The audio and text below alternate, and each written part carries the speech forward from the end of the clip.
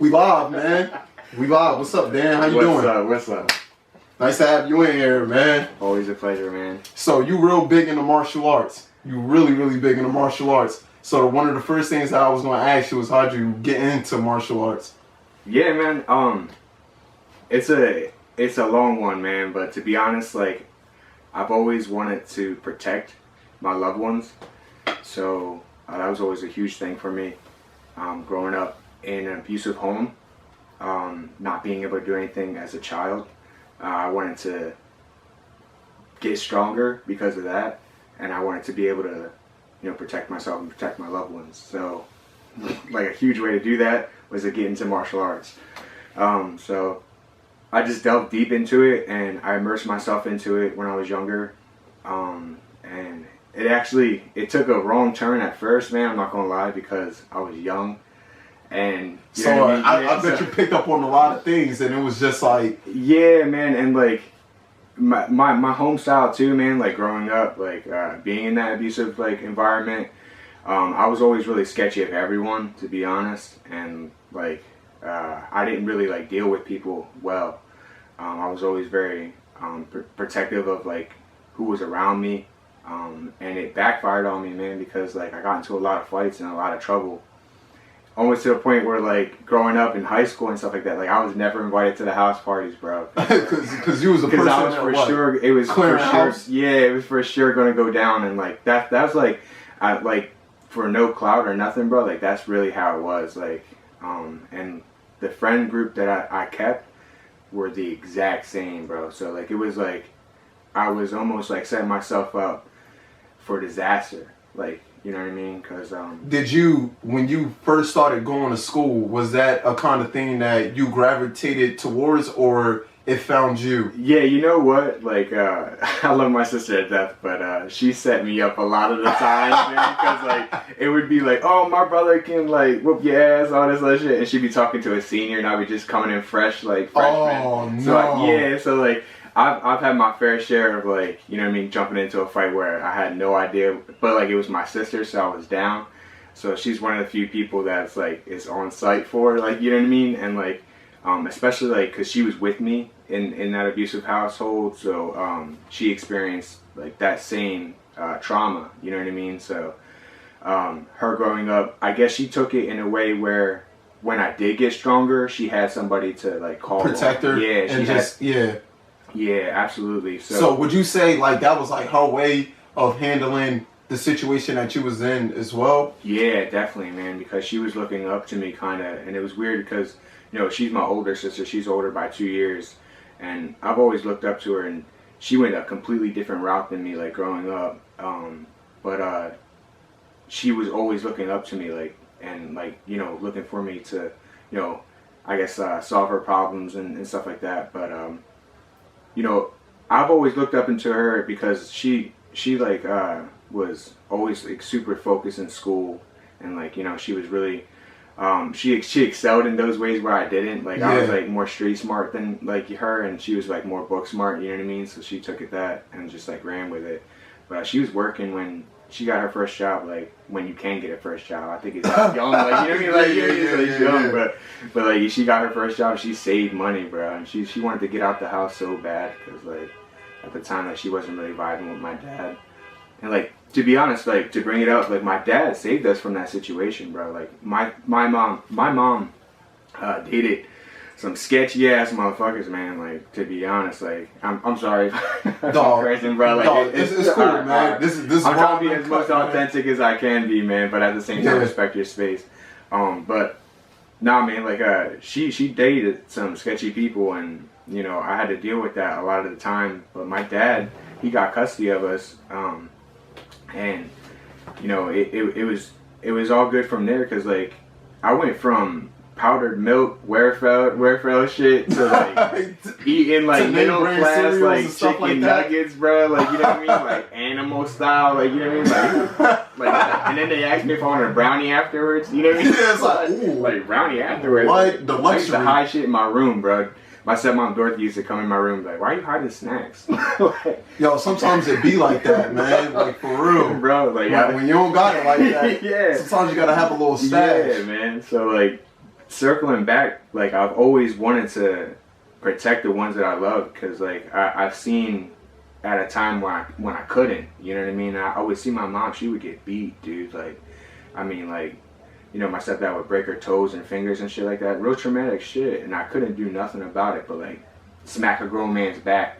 And when you're like, you know what I mean, 7 years old, like that's not gonna affect like a grown ass man. Like, yeah, ultimately, does it like put you in a position where you feel like ultimately like powerless to what's going on? Absolutely, man. Like seeing that, like all you could really do when you're young is like cry and like make sure that you were on your P's and Q's. So it was in like some of my music and stuff, but like I always kept a backpack. Like I slept in my clothes, bro. Like, you know what I mean? Like had shoes ready to go. Like always, like so that I can like hop out the window and meet my sister at the bus stop and shit. Like, you know what I mean? Yeah, like another thing that I wanted to ask you, with that being said, does a lot of those like behaviors and stuff transition to like now? Bro, it's funny, like she's laughing, like that's like, bro, I really, yeah, we got Dan's girlfriend hiding on the side over here, man. Yeah. You know, she's over here. She's gonna be on here next, man. Yeah. So it's funny, man. I still hold true to some of that stuff, man. Like I sleep in my clothes. I feel uncomfortable. I feel like I'm not ready if I'm like in my drawers. Like, you know what I mean? Yeah. Like I feel like I can't get up if there's a fire and like really trying to get everybody out. So you don't like that feeling of not being prepared for the situation, like that, no matter what it is. Dead ass, yeah. And like I've never gotten diagnosed and stuff, but you know, Cece was like, you know, you might have PTSD. Like that might have affected you to the point where, you know, you've experienced that trauma in a way that it affects you today, and like you have flashbacks and stuff.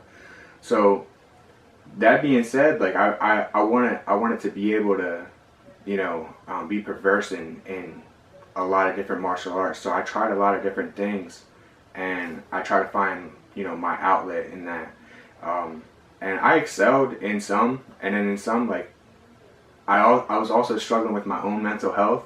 So like I would start things, a lot of different projects. Like I'm a musician, man. So like I start like songs, bro. I got like fucking hundreds of unfinished songs, bro. Like, you know what I mean? Yo, you know who that sound like? Yeah. I don't know if y'all know who Professor Calamitous is from Jimmy Neutron. Yeah. My man's is mad smart. It's always started something but couldn't finish it. Yo, that's like me to a T, man. Because like I'll do that. Like I don't know, man. Like I'll have like these manic phases where like I'll be ready to take on the world, man. I'll get like 3 jobs. You know what I mean? I'll like write 10 songs that I think is the next hit. You know what I mean? And I'll send it to like everyone that I know. Like, you know what I mean? And I'm just like, oh, check this out. But then I'll analyze it, and I'll sit in a room for hours analyzing these songs and like these projects that I'm doing, and I'm like, it's not right yet. Like, you know what I mean? It's got to be perfect. So with that thinking process, is that certain times how you just end up jumping to another thing? Because yeah, man. I know the train starts taking off from the station. Because my mind, it'll be like, you know what? This isn't the way that I wanted to. This didn't come out the way that I wanted to. So I'm gonna scratch this and I'm gonna start something new. Like, you know what I mean? So I'll go like skate. You know what I mean? Like I'll go like, you know what I mean? I'll go from like rapping, hip hop to like skateboarding. Like, you know what I mean? Like I'll go like, I don't know, man. Like I'll go like take swimming lessons and stuff. Nah. Aquatics classes. Yeah, aquatics. Like boxing, like everything. So like, I would just try different things, man. And like in terms of martial arts, like I went from kung fu, traditional style kung fu, Shaolin kung fu, straight boxing, MMA, jiu-jitsu. Do you know what was the first form that you actually started? Yeah, kung fu. Kung fu? Yeah. That's the very first one? Yeah. You serious? Yeah, man. It was we were going. Me and my sister and my dad actually took it together, bro. Because like he was like, he seen me like having problems in school and stuff, and I was getting into a lot of fights and whatnot. And he was like, you know, I think what would help you is martial arts. And like, my dad was always very like, he wasn't very like loving, like, you know what I mean? Like he wasn't like. He didn't show me that much love, but like, so you had like a stoic kind of father. Yeah, but like the way that my dad helped was financially, bro. Because like, you know, when I was with my mom's, like my mom like scraped up to like help us out, like, you know what I mean, make sure we had food. But like my dad always had it like that. So like when he was like, oh, like maybe martial arts. So like he put me in school. Like so like me, my dad, and my sister were taking martial arts together, and that's like $2,000, bro. Like you know what I mean? Like that's a lot of money. I didn't realize that. Yeah, It and was like that expensive. yeah, bro. And when I was younger, bro, I didn't realize that either until I started getting older. Like, and I started taking classes by myself, and it's coming out of my pocket, and I was like, That's yeah, what I was like, we're really doing hit this. you. Yeah, we're doing this together. Like, oh damn, that must have been a brick. You know what I mean? Like, so, anyways, so he was like, you know, I'll take you guys to martial arts, and you know, my sister was always like, she was on it, man, because like she was like a tomboy at the time, and she still is, but like she had her phases and stuff, but she wanted to be strong, and I think it was because of the same reasons. You know, I can't really speak for her, but I think it was like because of the same reasons we were in that situation where we did feel helpless.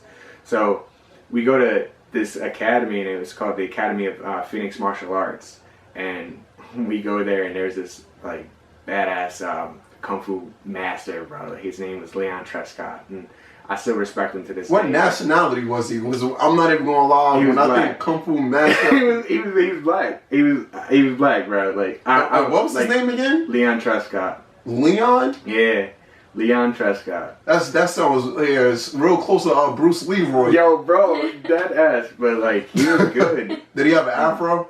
Nah. He kept it low cut. I was about to say, man. I was gonna pull his car. Yeah, like, man. I was gonna pull Call his it car. facts, like call it facts. Shut it down. Next episode. No.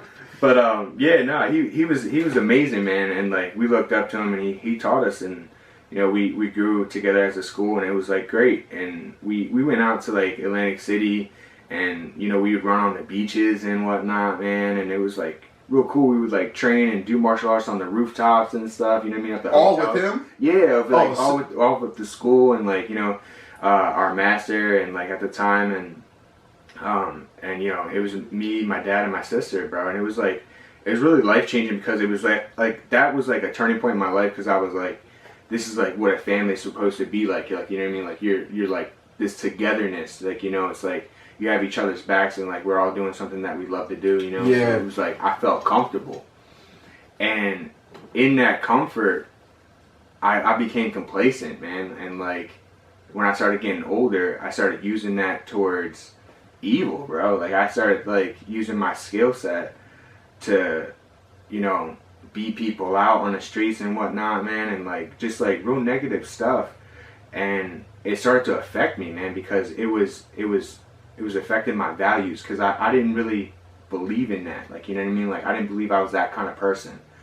And I was doing that, and it was causing me to experience like a void because I was like, man, like what am I really doing right now? Like, you know what I mean? I'm hanging out with these people that aren't really good for me. You know what I mean? And like I want to change in my life, and all of my life I wanted to be a hero. You know what I mean? And now I'm like, damn, I'm a villain. Like, you know what I mean? I was like, Yeah. for real. Like I was like, damn, like I need to get my shit together. And there was always that going back and forth between like, oh, nah, I gotta get my shit together, and like, Going back into yeah, it's just like I'm always like gonna go embrace this. So it was hard for me, man. I struggled a lot, you know. And I feel as though it's extremely hard. We talked about this all the time where, yeah. you know, you can have years of built up bad behavior, and then after that you start to realize, you start to become like, I don't know, self-aware of what's going on.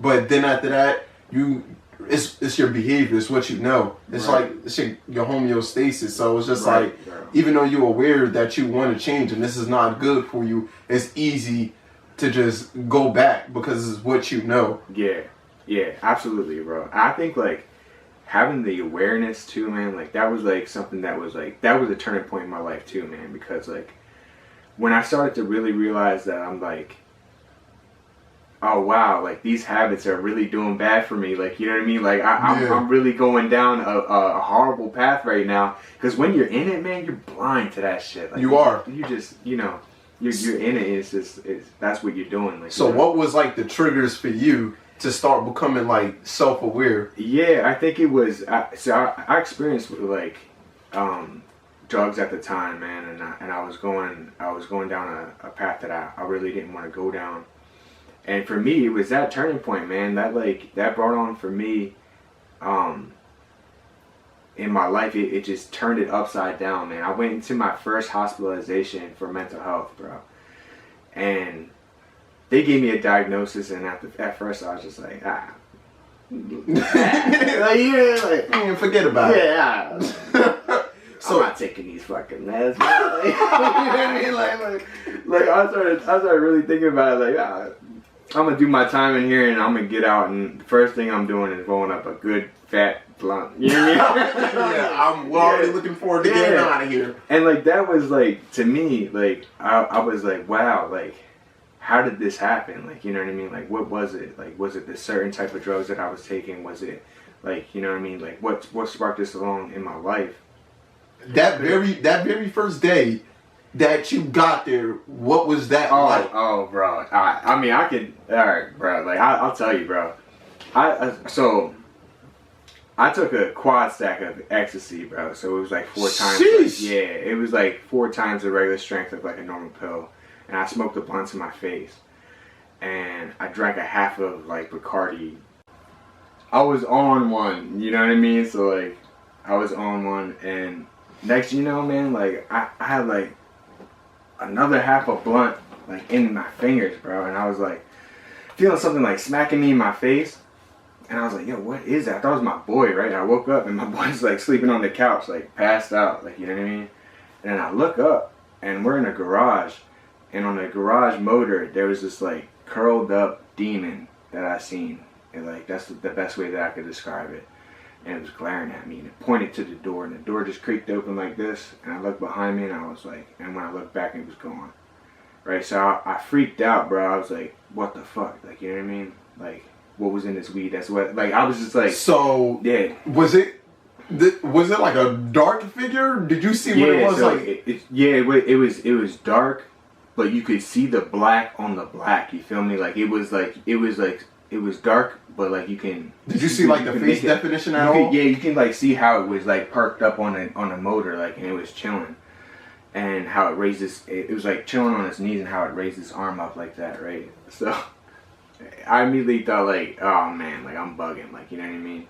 So I ran upstairs, and I got my boy. I was like, yo man, you need to take me home. I'm bugging out. Like I need to get some sleep. And he was like, yeah, man, I got the bike, and I only got one helmet. Like, I can't take you home. You got to call somebody, man. I was like, man. So when I'm talking to him, the TV from behind me goes, this isn't between you and your boys, it's between you and God. And I was like, oh. Oh, no. So, I would have started weekend. Yeah, man. So when that happened, like, I felt the boom of existence come down on me, bro. Like everything that I knew, like the fabric of my reality just changed immediately right there, bro. Like, and I was never a spiritual person, bro. Like I never prayed or anything like that. Like, you know what I mean? Like I was never one to like be praying to God and stuff like that. Like, and like when I was in church, like when I was doing like the family thing with my dad and stuff, like we were in there, and you know what I mean? I like zoned out like most of the time, and like I was almost like scared of like seeing like the statues and shit like that. Like, you know what I mean? Like Mother Mary in there. Yeah. Like, you see Jesus, like, you know what I mean? They got the blood painted on them. Like, you know what I mean? I'm like, I was always like a little bit like sketchy. So did you have like any inclination towards religion at all? No, man, until like much later. Like, you know what I mean? And at the time though, man, like that to me was like they're speaking to me, like why me? Like I started questioning a lot in my life, bro. Like, how old was you around this time? Oh, bro, it was in 2010, so I was 20 years old. For some odd reason, yo, I swear, I think like around that age, like people just start like, yo, really questioning. Yeah. But at the same time, they full-fledged at their worst. Yeah. And they're like, yo, why am I doing this? Yeah. But it's just like, I ain't gonna stop. I'm gonna just do it tomorrow. For real. So that happened, man, and I was like, there's no one to really call. Like, I gotta like confess, like, you know what I mean, at that point. So I called my dad, and I get in the car with my dad, man, and I was like, I took a bunch of drugs, and I drank a lot, smoked weed, and I'm bugging out. I'm hearing voices, I'm seeing shit, and he was like, all right. he's like, I'm gonna take you home. He's like, you need to get away from the people that you're hanging out with. And he never really dealt with mental health. And to him, the best solution was to take me out of that environment. You know what I mean? Because like it was like that was like the number one thing that he thought of. So my mom, she was living in Florida, and he was like, you know, I'm gonna get you a train ticket. He kind of like washed his hands with it, like, you know what I mean? Like he was kind of like go figure it out, like, you know what I mean? So like, he wasn't as pressed as you thought he would be when you would tell him, like, you thought he was gonna like flip out. Nah, because like my dad had his past and whatnot, and like he knew, like, you know what I mean, he knew I wasn't going to go have a sleepover with like a bunch of people. Like, you know what I mean? Like it was like I'm 20 years old, man, I'm gonna go get high, like, you know what I mean? Like that's what it was. He knew what it was. And when I was there, man, like I was like, you know, I was in the kitchen and we got home and whatnot, and you know, I was still bugging out, but my dad had opened up the fridge, and for people who don't know, I heard this, I'm not sure if it's like, you know what I mean, a real thing or not, but I've heard that orange juice enhances the roll, so to speak, like the high of marijuana. Yeah, so when I had that in my system, you know what I mean? But my dad opened up the fridge and he was like, oh, you want something to drink? And he grabs the orange juice. He's like, you want some OJ? And he smiles. And his smile went from ear to ear, bro. Like, that's... Like the Grinch? Yeah, bro. Like, I seen that shit, like, happen. I was like, nah, I'm good. And I went in my room, and the whole time in my room, I was bugging out, bro. Like, I was hearing voices and shit, like real negative shit, like, you know what I mean? Like, kill yourself, and... you're not worth it, like, you know what I mean? Why are they speaking to you? Like, you know. And was that the first instance where that happened? Yeah, bro. So like.